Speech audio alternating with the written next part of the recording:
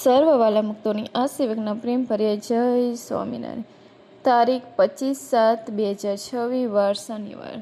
વચનામૂળ લોયાનું 17. સ્વામિનારાયણ હરિ સંવત 1877 માગસર વદ અમાવસને દિવસ શ્રીજી મારા ગામથી લોયા મધ્યે સુરાભક્તના દરબારમાં ઢોલિયા ઉપર બિરાજમાન છે અને મસ્તક ઉપર ધોરો ફેટો બાંધ્યો છે અને બીજી ધોરે ફેટે કરીને બોકાની વારી છે તથા ગરમ પોસની રાત્રિ ડગલી પહેરી છે અને કોરો ધોરો અંગરખે સહિત પહેરી છે અને ધોરો ખેસ પહેર્યો છે અને ચોફાર ઓઢીને તે ઉપર પીરી રજાઈ ઓઢી છે ને પોતાના મુખારવિંદની આગળ મુનિ તથા દેશ દેશના હરિભક્તની સભા ભરાઈને બેઠી છે.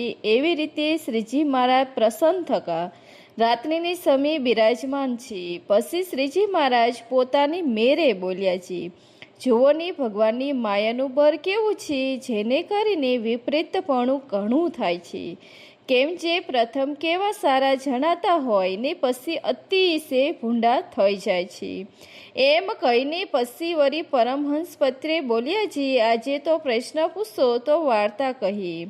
ત્યારે નિત્યાનંદ સ્વામીએ પૂછ્યું છે, હે મહારાજ, પ્રથમ સારા હોય તે સ્મૃતિ કરતા હોય તેનો તે પાસો નિંદા કરવા માંડે છે. માટે સૂજે એવા દેશ કાળ ક્રિયા સંગ વિષમ થાય તો પણ સારો ને સારો જ રહે છે, પણ કોઈ રીતે વિપરીત મતિ થાય નહીં ને શાને કરીને થાય. ત્યારે શ્રીજી મહારાજ બોલ્યા છે, જેને દેહનો અનાદર હોય અને દ્રઢ આત્મનિષ્ઠા હોય ને પંચ વિષયમાં વૈરાગ્ય હોય અને ભગવાનનું મહાત્મય સહિત યથાર્થ નિશ્ચય હોય એવાને સૂજે એવું દેશ કારાદિકનું વિષયપણું થાય તો પણ એની મતિ અવરી થાય નહીં.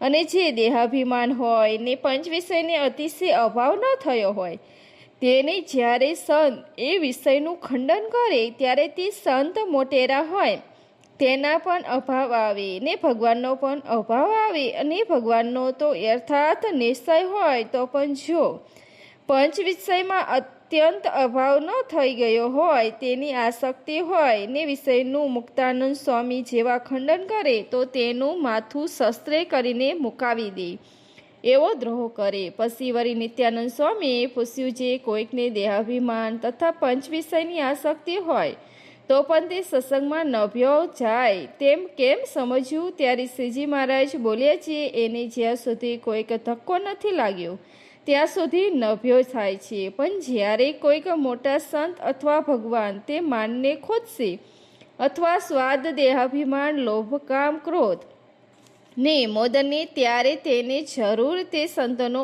અભાવ આવશે. ત્યારે એ જરૂર સંતમાં દ્રોહ કરશે ને સત્સંગમાંથી વિમુખ થશે. જેમ સર્પ લાર નાખી હોય એવું છે દૂધ સાકર તેને જેને પીધું હોય તે જીવે છે, પણ તે ઘડી બે ઘડી સાંજ સવાર આજકાલ જરૂર મરનાર છે.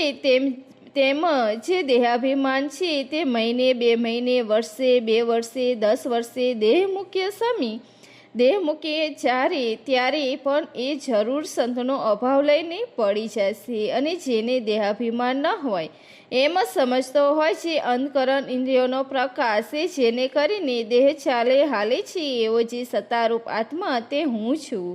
તે હું ધન સ્ત્રી આદિ કોઈક પદાર્થ કરીને સુખી થાવ એવો નથી. એ તો પદાર્થ ન મરે તેને કરીને દુઃખી થાવ એવો નથી. એમ દ્રઢ સમજણ જેને હોય તેને સંત ગમે તેવી રીતે પંચ વિષયનું ખંડન કરે અથવા દેહાભિમાનનું ખંડન કરે તો પણ તે સંતનો અભાવ કોઈ રીતે આવે નહીં ને તું જ પદાર્થ સારું સંત થશે. બખેડો થાય નહીં એ આટી પણ પડે નહીં. પછી વળી નિત્યાનંદ સ્વામીએ પૂછ્યું છે, જેને પંચ વિષયનો અભાવ હોય તે કેમ જણાય. ત્યારે શ્રીજી મહારાજ બોલ્યા છે, જેને વિષયનો અભાવ હોય તે એમ જણાય છે, જ્યારે કોઈ સારું ખાવાનું આવે ત્યારે તેને ખાય, પણ જેમ જેવું તેવું ખાધો હોય તેમાં આનંદ હોય તેવો આનંદ ન રહે. મૂંઝાઈ જાય અને લુગડા જેવા તેવા જાડા પહેરતો હોય તેમાં આનંદ હોય તેવા ઝીણા લુગડા પહેરવા પડે તેમાં આનંદ ન રહે ને મૂંઝાય. તેમજ સારી પથારી હોય અથવા કોઈક માન તે ઇત્યાદિ જે સારા પદાર્થનો યોગ થાય ત્યારે તેમાં તેનું પણ મન મૂંઝાય. પણ એમાં કોઈ રીતે આનંદ પામે નહીં. ત્યારે તેને એમ જાણીને એને વિશે અભાવ છે. પછી મુક્તાનંદ સ્વામીએ પ્રશ્ન પૂછ્યો છે, હે મહારાજ, એ પંચ વિષયનો અભાવ કેમ થાય? ત્યારે શ્રીજી મહારાજ બોલ્યા છે, વિષયનો અભાવ થવાનું મુખ્ય સાધન તો પરમેશ્વરનું મહાત્મય છે, અને પછી આત્મનિષ્ઠા અને વૈરાગ્ય છે. તે મહાત્મય તે શું? તો જે ભગવાનને બીકે કરીને ઇન્દ્ર વર્ષે, સૂર્ય અગ્નિ ચંદ્રમાં પ્રકાશ કરે છે, પૃથ્વી સર્વધારી રહી છે, સમુદ્ર મર્યાદા નથી લોપતો, ઔષધિઓ ઋતુને પામીને ફળ આપે છે, અને જે ભગવાન જગતની ઉત્પત્તિ સ્થિતિ પ્રલયને કરે છે, તેની શક્તિ કાર અને માયા પુરુષ છે, અક્ષર છે. એવી રીતે જે ભગવાનની મોટપ સમજતો હોય તેને જગતમાં એવું શું પદાર્થ તે બંધન કરે? તે કામ, ક્રોધ, લોભ, માન, ઈર્ષા, સ્વાદ, સૂક્ષ્મ વસ્ત્ર, ધન, સ્ત્રી તથા જે પંચ વિષય સંબંધી પદાર્થ તેને કોઈ બંધન કરે નહીં. કાજે એને તો સર્વનું પરિણામ કરી રાખ્યું છે. ભગવાન તે આવા છે ને આવો એ ભગવાનના ભજન સ્મરણ કથા વાર્તા વિશે માલ છે, ને અક્ષર તે આવા છે ને આવું એ અક્ષર સંબંધી સુખ છે, તથા ગોલક વૈકુંઠ શેતદીપ સંબંધી સુખ તે આવું છે, તથા પ્રકૃતિ પુરુષ સંબંધી સુખ તે આવું છે, અને બ્રહ્મમોલ સંબંધી સુખ તે આવું છે, ને સ્વર્ગનું સુખ તે આવું છે, તથા રાજ્ય અધિકનું સુખ તે આવું છે. એવી રીતે એ સર્વના સુખનું અપમાન કરીને ભગવાનના સુખને સર્વથી અધિક માનીને જે ભગવાનને વિશે જોડાનો હોય તેને એવો કયો પદાર્થ છે જે ભગવાનના ચરણાવિંદે પાડે કોઈ ન પાડે? જેમ પારસમણી હોય તે કોઈક લોઢાએ અડીને તેનું સોનું થયું ને સોનું પાછું પારસમણી કર્યું પણ લોઢું થાય નહીં, તેમ એવી જેને ભગવાનનું મહાત્મય જાણ્યું છે તેને ભગવાન પાડ્યો પણ એ ભગવાનના ચરણાવિંદને પડે નહીં, તો શું બીજી પદાર્થે કરીને એ પડે ન પડે? અને એ ભગવાનને ભજતા હોય એવા જે સંત તેનું પણ એ બહુ મહાત્મય સમજે છે. એવા મોટા છે ભગવાન, તેના સાક્ષાત ઉપાસના એ સંત છે, માટે એ બહુ મોટા છે. જેમ ઉદ્ધવ પોતે કેવા મોટા જ હતા, પણ જો આવી રીતે ભગવાનનું મહાત્મય સમજતા હતા તો પોતાને કાંઈ દાહ પણ માન ન રહ્યું, ને ગોપીના ચરણની રજને પામવાની ઈચ્છવા એ વૃક્ષ વેલેના અવતાર માગ્યો.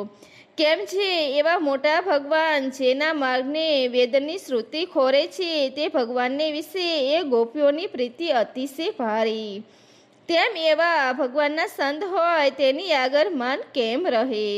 અને જેને ન મનાય તેની આગળ તો દાસનું દાસ રહેવા અને 5 ખાસડા મારે તો પણ ખમે ને એમ સમજે છે મારા મોટા ભાગ થયા. એવા સંતને હું તિરસ્કાર સહું છું. નહીં તો પ્રારંભવશ થઈને બાયડી છોકરા તિરસ્કાર સેવા પડે, તથા મા બાપ તથા રાજાના તિરસ્કાર સેવા પડે, અને પ્રારંભવશ થઈને દોડીની ભાજી ખાવી પડે તથા મોઢ્ય ખાધીને પાવી પડે.